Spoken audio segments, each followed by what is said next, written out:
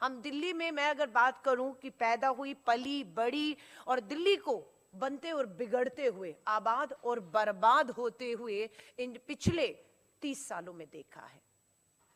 शीला दीक्षित जी के कार्यकाल से अगर हमने शुरुआत की कि दिल्ली स्वर्ग से नर्क की तरफ बढ़ रही है और हम इसे मूक दर्शक बनकर बैठते हुए नहीं देखेंगे, ये फैसला दिल्ली के अध्यक्ष ने किया है और हम इनके साथ खड़े हैं। मैं अगर एक महिला के तौर पर भारत की राजधानी को आकलन करूं सुरक्षा के, तो दिल्ली की मुख्यमंत्री के साथ थप्पड़ कांड हो जाता है उन्हीं के आवास में। ये कोई छोटी घटना थी कि भारत की राजधानी दिल्ली की महिला मुख्यमंत्री, पुलिस प्रशासन, सरकार, सुरक्षा, गृह मंत्री अमित शाह जी, थप्पड़ कांड हो जाता है। हिम्मत, आप सोच सकते हैं। और उसके बाद आप बाहर निकलिए, आज अभी 4 घंटे पहले की खबर है, 65 साल की महिला, उम्र क्या है, 65 साल की महिला, बलात्कार की कोशिश की उसके साथ। राजधानी दिल्ली है, 4 घंटे पहले अमित शाह जी, रेखा जी 65 साल की महिला के साथ जबरदस्ती की गई और उसको, उसकी मौत, उसकी हत्या कर दी गई। झाड़ियों में लाश मिल रही है उसकी। यहां पर क्या बोलना चाहेंगे, हम इनसे पूछना चाहते हैं। और ये मामला आदर्श नगर का है, भारत की राजधानी दिल्ली का ही है। महिला का पीछा किया जा रहा है, महिला असुरक्षित है, महिला को हमला किया गया, उसकी हत्या कर दी गई।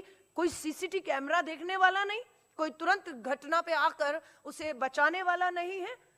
वहां लाइट का अभाव था कि अंधेरे का फायदा उठा के सीसीटीवी कैमरा ना होने की वजह से एक अपराधी, और ये अपराधी ने पहली बार अपराध नहीं किया। पुलिस ने जो जांच में पाया, पकड़ा तो पता लगा ये गुजरात के भरूच में नाबालिग बेटियों के अपराध में पहले ही दोषी है। थप्पड़ कांड में मुख्यमंत्री के ऊपर हमला करने वाला भी गुजरात से दिल्ली का सफर करता है और यहां वाला भी भरूच से नाबालिग बेटियों के अपराध में दोषी है, यहां आकर इतना बड़ा कांड कर लेता है।